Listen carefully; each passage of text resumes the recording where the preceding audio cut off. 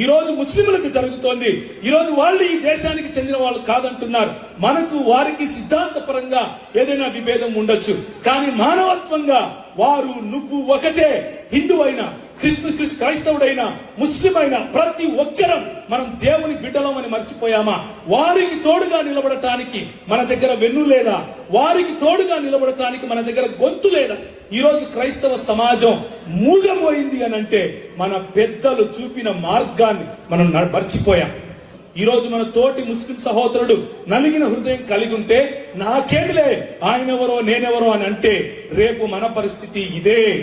మన పరిస్థితి రేపు ఇది అవుతుంది కాబట్టి నువ్వు ఇది చేయని నేను అనట్లేదు.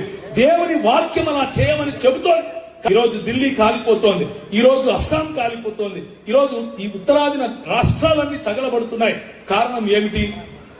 మన తోటి సహోదరుడు వాడి ఈ దేశస్థుడు కాదు, వాడికి ఉన్నటువంటి హక్కులు తీసేస్తాం అని చెప్పేటటువంటి ప్రభుత్వాలలో అక్కడ ఓట్లేసి నువ్వు గెలిపించిన వాళ్ళు అక్కడికి వెళ్ళి ఓట్లేస్తే అది జరిగింది.